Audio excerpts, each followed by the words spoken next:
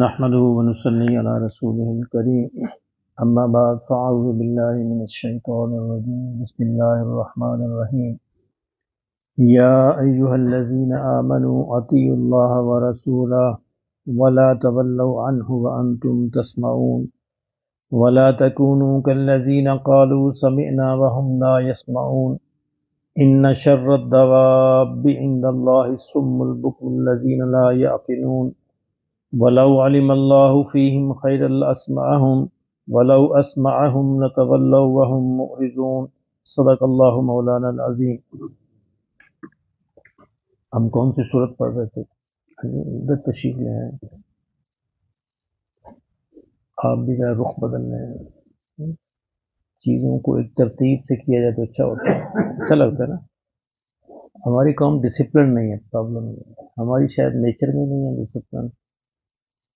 اچھا آپ وہاں پہ جائیں نا، آپ اللہ آپ کو بار بار لے جائے مکہ مکرمہ اور مدینہ منورہ، تقریباً ساری قومیں ڈسپلن نظر آتی ہیں سوائے پاکستانیوں کا۔ ایسا ہے یہ صاحب گروپس کے اندر پورے ڈسپلن کے ساتھ، پوری ترتیب کے ساتھ۔ اچھا ہمیں مسجد میں بھی ڈسپلن سے بیٹھنا پسند نہیں ہے، یہ پتہ نہیں کیا وجہ ہے اس کی، ہماری تربیت کی کمی ہے یا نیچر کا فرق ہے۔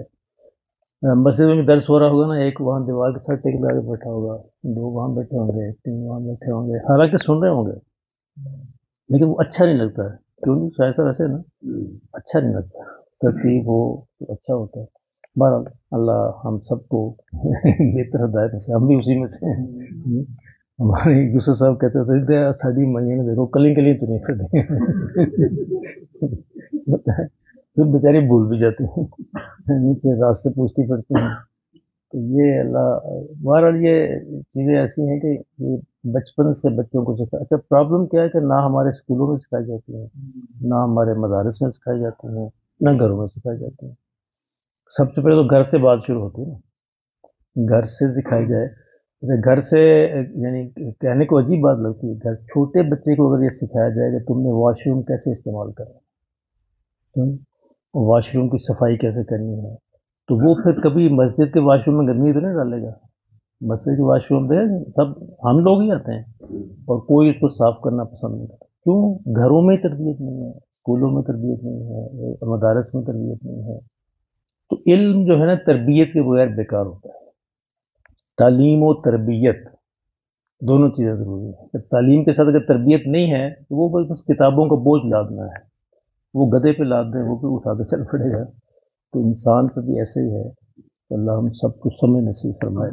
تو ہم سورہ انفال پڑھ رہے تھے، یاد ہے نا آپ کو؟ سورہ انفال پڑھ رہے تھے، اور سورہ انفال میں جو موضوع چل رہا تھا وہ غزوہ بدر ہے کہ غزوہ بدر کے پس منظر میں اللہ رب العزت نے جو ہدایات دی ہیں اور مسلمانوں کو سمجھایا ہے، منافقین کے بارے میں بات کی ہے، کافروں کے بارے میں بات کی ہے، تو اسی پس منظر میں ابھی تک وہ ساری باتیں چل رہی ہیں۔ فرمایا کہ یا ایھا الذین آمنو، اے ایمان والو، اطیعوا اللہ و رسولہ، اللہ کی اطاعت کرو اور رسول کی اطاعت کرو، ولو تولوا عنہ، اگر تم اس سے منہ پھیر لو گے اور تمہارا رویہ یہ ہے کہ تم منہ پھیر لیتے ہو، وانتم تسمعون، اور جبکہ تم سنتے بھی ہو۔ اچھا مخاطب تو ایمان والوں کی شان تو نہیں ہے کہ وہ رسول کی بات سن کر منہ پھیریں، یہ اصل میں منافقین کی بات ہو رہی ہے، کیونکہ وہ مسلمانوں کے اندر ملے ہوئے تھے اور اپنے آپ کو مسلمان ہی کہہ رہے تھے، اس لیے بحیثیت مجموعی ایک بات کر دی گئی تاکہ جو مسلمان ہیں وہ بھی اس بات کو سمجھ لیں کہ ہمیں اطاعت کا حق ادا کرنا ہے۔ اطاعت کیسے کرنی؟ جیسا کہ اطاعت کرنے کا حق ہے، اللہ کی، اللہ کے رسول کی اطاعت کرنے کا جیسا کہ حق ہے، فرمایا کہ ویسے اطاعت کرو، ولا تولوا عنہ، اور اپنے منہ نہ پھیر لو ان سے۔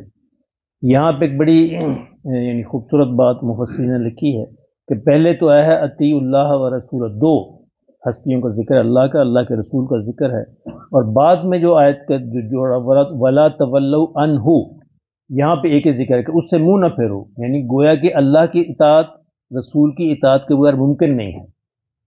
رسول کے ذریعے ہم سمجھ سکتے ہیں کہ اللہ کی اطاعت کیسے کرنی ہے، تو رسول اللہ کا نمائندہ ہوتا ہے، اللہ کا سفیر ہوتا ہے، پیغمبر ہوتا ہے۔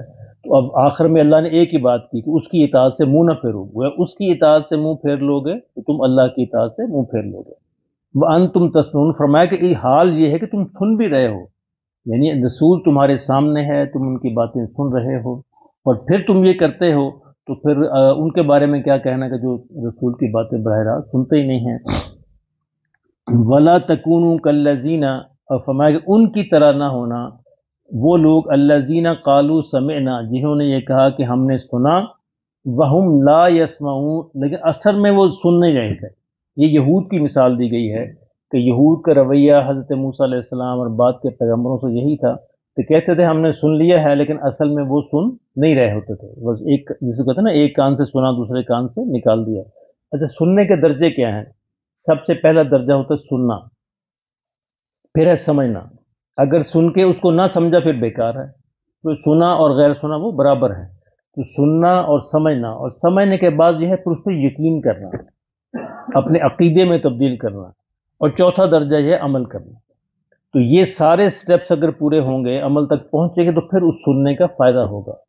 اگر صرف سن لیا اور سن کر ہم بس جھاڑ کر نکل گئے تو پھر اس کا فائدہ نہیں ہے، بیکار ہے۔ تو یہود کا رویہ یہی تھا، تو اللہ نے فرمایا کہ ان کی طرح نہ بننا جنہوں نے کہا کہ ہم نے سن لیا لیکن اصل میں وہ سنتے نہیں تھے۔ سننے کا حق یہی ہے کہ سنا جائے، سمجھا جائے، اس پر یقین کیا جائے اور پھر اس پر عمل کیا جائے، تو پھر سننے کا حق ادا ہوتا ہے۔ آگے اللہ نے فرمایا کہ ان شر الدواب عند اللہ، اللہ کے نزدیک سب سے بدترین جانور وہ ہیں۔ حالانکہ انسانوں سے مخاطب کیا جا رہا ہے، لیکن یہاں اللہ نے جانوروں کا ذکر کیا کہ جانور وہ ہیں الصم والبکم، جو بہرے ہیں اور گونگے ہیں، یعنی سننے کا حق ادا نہیں کرتے، بولنے کا حق ادا نہیں کرتے، سنتے ہیں، بازار کان بھی موجود ہیں، زبان بھی موجود ہیں، لیکن اصل میں وہ بہرے ہیں اور گونگے ہیں۔ الذین لا یعقلون، کیونکہ وہ عقل سے کام نہیں لیتے۔ یہ ساری چیزیں جو اللہ نے سماعت بھی دی ہے، بصارت بھی دی ہے، اور بولنے کا جو اللہ نے یہ عمل کا دیا ہے، صلاحیت دی ہے، اس کا حق یہ ہے کہ عقل سے کام لیا جائے، سوچا جائے، سمجھا جائے۔ قرآن مجید وہ واحد کتاب ہے ہمارے دیگر مذہبی کتابوں کے اندر بھی جو عقل پر بہت زور دیتا ہے۔ قرآن مجید عقل پر بہت زور دیتا ہے، عقل سے کام لیا جائے، استعمال کیا جائے، شعور استعمال کیا جائے۔ اگر اس کو اللہ نے فرمایا اگر استعمال نہیں کرنا تو پھر تم جانوروں سے بھی بدتر ہو۔ یعنی جانوروں کو جتنی اللہ نے عقل دی ہے، کھانے پینے کی، چلنے پھرنے عقل دی ہے، وہ کرتے ہیں۔ اب دیکھیں نا، ایک جانور گھر کے اندر آپ پالتے ہیں، اس کو یہ پتہ ہوتا ہے میں نے فلاں جگہ پر کھڑے ہونا ہے، فلاں جگہ پر کھانا ہے، یہ میرا مالک ہے، کتنی پہچان اس کو اللہ نے دی ہوتی ہے، اور وہ اس کی قدر کرتا ہے اور اس کے مطابق کام کرتا ہے۔ جتنی عقل دی ہے اس کو، لیکن اللہ کو، انسانوں کو اللہ نے بے پناہ عقل دی ہے۔ انسان کو تو ایسی عقل عطا فرمائی ہے، وہ چاہے تو آسمانوں تک پہنچ جائے، لیکن فرمایا کہ کام لے اس سے۔ اگر وہ کام نہیں لیتا تو پھر وہ شر الدواب، بدترین جانور ہے وہ انسان جو اپنی سماعت سے کام نہیں لیتا، جو اپنے سننے کی صلاحیت سے کام نہیں لیتا، بولنے کی صلاحیت سے صحیح کام نہیں لیتا، تو اللہ نے فرمایا کہ مجھے اس کی پھر کوئی ضرورت نہیں ہے، وہ ایسے ہی جانور ہے۔ تو یہ جتنی بھی چیزیں ہیں، میں نے پہلے بھی عرض کیا تھا کہ ہمارا دیکھنا، ہمارا سننا، ہمارا سمجھنا، ہمارا بولنا، ہمارا سوچنا، یہ اصل میں دروازے ہیں جن سے ہدایت ہمارے دلوں کے اندر اترتی ہے۔ ایمان کے بننے کے دروازے ہیں، اور ایمان کے بگڑنے کے بھی یہی دروازے ہیں۔ برا دیکھیں، برا بولیں، برا سوچیں، برا سمجھیں، ایمان بگڑ جائے گا۔ اچھا دیکھیں، اچھا بولیں، اچھا سنیں، اچھا سمجھیں، اچھا سوچیں، ایمان بننا شروع ہو جائے گا۔ تو یہ بڑی اہم صلاحیتیں ہیں، اس لیے اللہ نے بار بار اس کا ذکر کیا ہے۔ سننا، سمجھنا، بولنا، سوچنا، ان کو فرمایا کہ ان کا اچھا استعمال کیا جائے، اور اچھا استعمال کر کے سوچا جائے، غور کیا جائے، عقل سے کام لیا جائے۔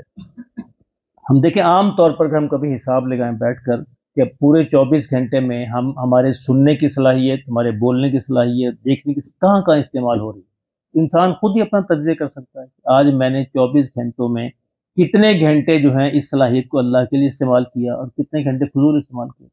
اچھا، دنیا کے لیے بھی، جو دنیا کے بھی کسی مفید کام کے لیے استعمال کرنے کی حرج نہیں، لیکن یہ ہمارا یہ کہ ضائع ہو رہی ہیں، یہ صلاحیتیں ہم ضائع کر دیتے ہیں، گپ شپ کے اندر اڑا دیتے ہیں، فضول کاموں میں اڑا دیتے ہیں، تو یہ ساری کی ساری صلاحیتیں ضائع ہو جاتی ہیں۔ اگر کسی مفید کام کے اندر، یعنی دنیا کا مفید کام ہو یا آخرت کا مفید کام ہو، تو پھر تو اچھی بات ہے، لیکن عام طور پر ہمارا اس کو ضائع کرنے کا رواج ہے۔ اللہ ہمارے حال پر رحم فرمائے۔ فرمائے کہ وہ لوگ جو اس سے کام نہیں لیتے وہ بدترین جانور ہیں۔ وَلَوْ عَلِمَ اللَّهُ فِيهِمْ خَيْرًا، فرمایا اگر اللہ کے نزدیک اللہ ان کے اندر کچھ بھی خیر پاتا، لَأَسْمَعَهُمْ، تو ان کو سننے کی توفیق عطا فرما دیتا۔ یعنی ان کے اندر طلب ہی نہیں، یعنی خیر سے مراد ہے طلب، یہ اللہ کا قانون یہ ہے، دین کے بارے میں بھی دنیا کے بارے میں بھی، جو انسان طلب کرتا ہے اللہ اس کو دیتا ہے، بغیر طلب کے نہیں دیتا، اس کے لیے طلب کرنی پڑتی ہے، کوشش کرنی پڑتی ہے، محنت کرنی پڑتی ہے، پھر اللہ راستے کھول دیتے ہیں۔ والذین جاہدوا فینا لنہدینہم سبلنا وان اللہ لمع المحسنین، کہ جو میرے راستے میں کوشش کرتے ہیں ان کے لیے میں دروازے کھولتا ہوں، یہ قانون ہے۔ فرمایا کہ اگر اللہ یہ جانتا، اللہ دیکھتا کہ ان کے اندر خیر کی کوئی طلب ہے تو پھر میں ان کو سننے کی توفیق دے دیتا، خیر کی طلب ہی نہیں تھی تو پھر میں نے بھی سننے کی توفیق عطا نہیں فرمائی، میں نے بھی ان کی مدد نہیں کی۔ یعنی جو انسان نیک راستے پہ چلنا شروع کرتا ہے، کوشش کرتا ہے، طلب کرتا ہے، اللہ اس کے لیے راستے کھول دیتا ہے، اور جو برے کاموں کی طرف چلنے کی کوشش کرتا ہے تو اللہ اس کو بھی اجازت دے دیتا ہے، اس کا ہاتھ نہیں پکڑتا، اس کو روکتا نہیں ہے، ٹھیک ہے یہ اختیار دیا ہے میں نے دنیا میں، اسی کا میں نے امتحان لینا ہے۔ وَلَوْ أَسْمَعَهُمْ لَتَوَلَّوْا وَهُمْ مُعْرِضُونَ، فرمایا اگر ہم ان کو مجبوراً سننے پہ مجبور کرتے تو اس کا فائدہ کوئی نہیں تھا، لَتَوَلَّوْا یہ پھر جاتے، وَهُمْ مُعْرِضُونَ اور یہ ہے ہی منہ پھیرنے والے، یعنی زبردستی اللہ نے فرمایا کہ میں کسی کو نیکی کی توفیق نہیں دیتا، کسی کے اندر خیر کی طلب ہو، خیر کی وہ چاہت ہو، اسی کو میں خیر جو ہے وہ عطا فرماتا ہوں۔ خیر سے مراد یہاں پہ دین کی سمجھ ہے، دین کی سمجھ ہے، آخرت کی فکر ہے، فرمایا جس کے اندر طلب ہوگی، تڑپ ہوگی اور اس کے اندر چاہت ہوگی اسی کو دیا جائے گا، جس کے اندر یہ طلب اور یہ تڑپ اور چاہت نہیں ہوگی اس کو اللہ نے فرمایا کہ میں اس کے لیے سننے پہ مجبور نہیں کروں گا اس کو۔ یہ میرا قانون ہے دنیا کے اندر، کیونکہ انسانوں کو میں نے اختیار دیا ہے، اسی اختیار کا میں نے امتحان لینا ہے۔ میں اگر اللہ چاہتا تو اللہ کے لیے مشکل نہیں تھی، لیکن چونکہ اللہ نے دنیا کے قانون ایسا بنایا ہے کہ انسانوں کو آزمانا چاہتا ہے۔ اب دیکھیں ریڈیو اسٹیشن، اب ریڈیو کا رواج تو ختم ہو گیا، ٹیلی ویژن کو دیکھ لیں، ریڈیو اسٹیشن میں ایک ٹرانسمیٹر لگا ہوتا ہے، وہ ٹرانسمٹس کرتا ہے، جو آواز کی لہریں ہیں ان کو ٹرانسمٹ کرتا ہے فضا کے اندر۔ دوسری طرف آپ کا ریڈیو پڑا ہے، اگر آپ کا ریڈیو آف ہوگا تو کوئی اثر ہوگا نہیں۔ ٹرانسمیٹر جو ہے وہ ٹرانسمٹ کرتا جا رہا ہے لہریں، وہ لہریں پھیل رہی ہیں، اس کے لیے ضروری ہے کہ آپ کا ریڈیو آن ہو، وہ ریسیور ہے، ریڈیو آپ کا ریسیور ہے جو ان لہروں کو ریسیو کرے گا پھر آپ کو سنائے گا، اسے ٹیلی ویژن آپ کا ریسیور ہے، جو براڈ کاسٹ ہو رہی ہیں ان کو وہ ریسیو کرے گا، آپ کو دکھائے گا، آپ کو سنائے گا۔ تو اگر وہ بند ہو اور وہ آف ہو تو وہ فضا میں لہریں موجود ہیں، لیکن اس کے لیے ضروری ہے ٹرانسمیٹر کا ہونا بھی ضروری ہے اور ریسیور کا ہونا بھی ضروری ہے، اور ریسیور کا آن ہونا بھی ضروری ہے۔